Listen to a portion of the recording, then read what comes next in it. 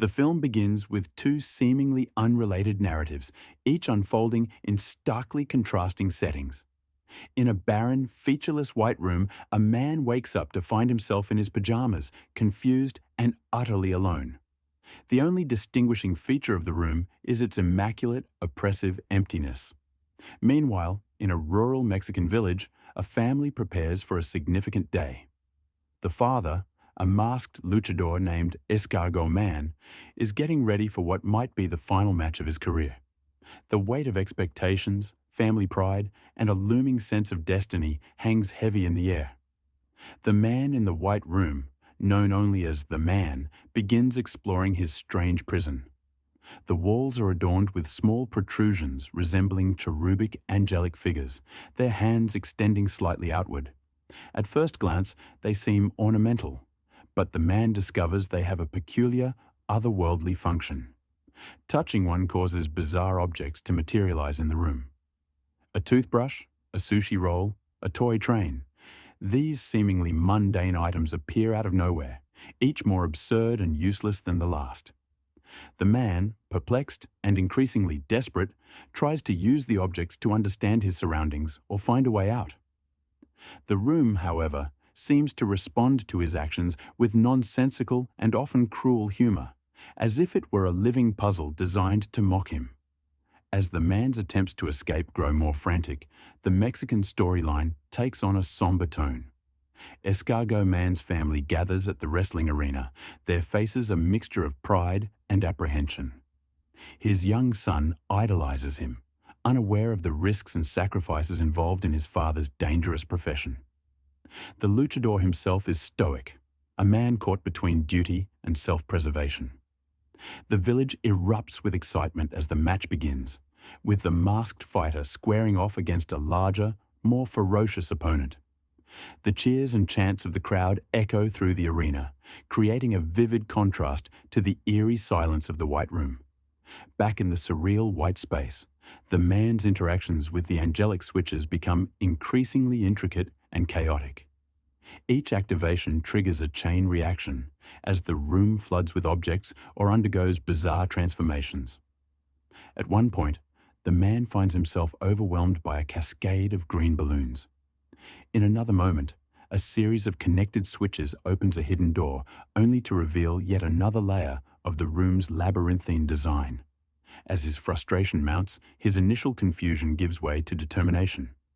He begins to see the logic, or lack thereof, behind the room's strange mechanics, treating the ordeal like an abstract puzzle.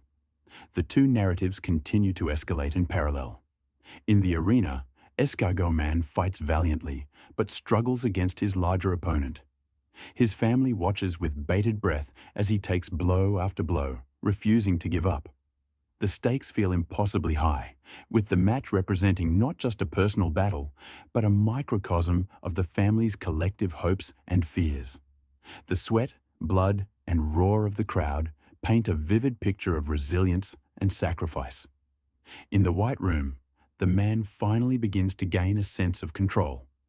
Through trial and error, he pieces together a sequence of actions that causes the room to shift in dramatic and unpredictable ways. He discovers that pressing certain switches in a specific order unlocks further mysteries. The room seems to expand infinitely, each new area containing its own peculiar logic and challenges.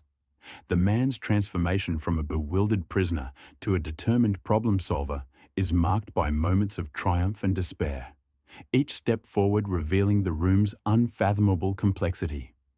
As the wrestling match reaches its climax, Escargot Man is battered but unbroken. In a stunning reversal, he summons the last reserves of his strength and executes a breathtaking maneuver, pinning his opponent and securing victory. The crowd erupts in celebration, and his family beams with pride. The match's conclusion feels like the end of an era, a moment of closure that transcends the sport itself. Simultaneously, the man in the white room reaches the culmination of his journey. After a series of increasingly absurd and mind-bending challenges, he triggers an event that causes the room to shift dramatically. The walls dissolve, and he is propelled into a cosmic expanse surrounded by stars and swirling galaxies. The room's true purpose is revealed to be a kind of metaphysical experiment, a microcosm of creation and destruction.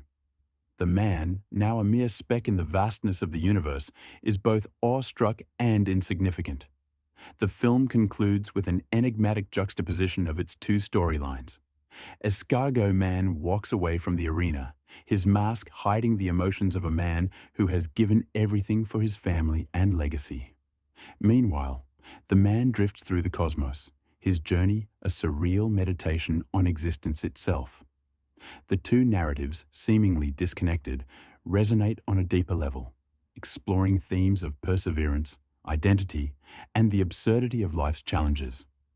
Symbol leaves its audience with more questions than answers, a cinematic puzzle that invites endless interpretation. It is a bold, imaginative work that defies conventional storytelling, blending humor, pathos, and philosophical depth into an unforgettable experience.